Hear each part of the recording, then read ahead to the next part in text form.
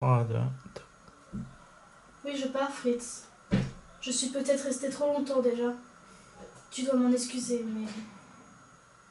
Bon, Fritz, tu ne peux pas me retenir. Tu ne peux pas. Il est évident que je te fais du mal. Je sais que tu n'es pas un poltron, que tu ne crains pas la police, mais il y a pire. Ils te mettront pas dans un camp, mais demain ou après, ils t'interdiront d'aller à la clinique. Tu ne diras rien, mais tu tomberas malade. Je ne veux pas te voir ainsi, ici, passant ton temps à feuilleter des revues. C'est pur égoïsme de ma part si je m'en vais. Rien d'autre. Qu'est-ce qui nous est arrivé, Fritz? Ne dis pas que tu n'es pas changé, tu l'es. La semaine dernière, tu as trouvé en toute objectivité que le nombre de savants juifs n'était pas si élevé que ça. Ça commence toujours par l'objectivité. Et pourquoi maintenant ne cesses-tu pas de me répéter que je n'ai jamais fait preuve d'un tel nationalisme juif? Mais bien sûr que je deviens nationaliste. C'est un mal contagieux. Je t'ai pas dit que je voulais partir. Que je voulais partir depuis longtemps. Parce que je ne peux te parler quand je te regarde. Tout me semble alors inutile. Qu'est-ce qui leur a pris? Qu'est-ce qu'ils veulent? Qu'est-ce que je leur ai fait? Je ne suis jamais pourtant intéressée à la politique. Est-ce que j'ai été pour Thälmann? Non. Ne suis-je pas l'une de ces femmes de la bourgeoisie qui mènent un train de maison? Et d'un coup, seules les femmes blondes auraient le droit de vivre ainsi? Ces derniers temps, j'ai souvent repensé à ce que tu me disais, il y a quelques années. Que dans la vie, il y a des gens précieux et qu'il y a des gens moins précieux. Que, en cas de diabète, les uns ont le droit à l'insuline et les autres pas. Et moi, j'acquiesçais, imbécile que j'étais. Et aujourd'hui, ils ont fait une nouvelle classification de ce genre. Je fais partie de ceux qui valent moins que rien. Je l'ai bien mérité. Oui, je fais mes valises.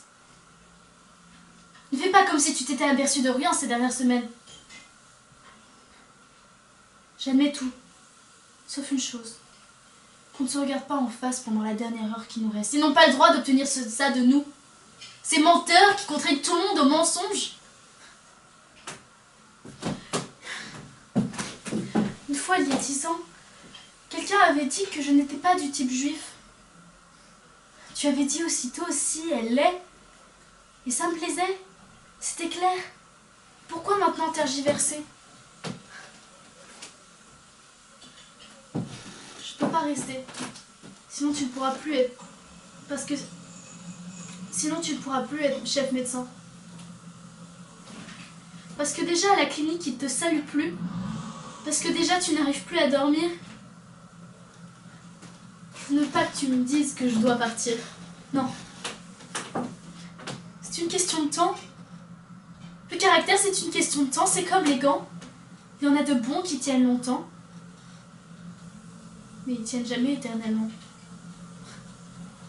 D'ailleurs, je ne suis pas en colère. Si je le suis. Pourquoi dirais-je toujours Amen? Qu'est-ce qu'il y a de mal dans la forme de mon nez, dans la couleur de mes cheveux? Je dois quitter la ville où je suis née pour qu'il n'ait pas à m'adonner ma portion de beurre. Mais quel homme êtes-vous? Oui, toi. Toi aussi.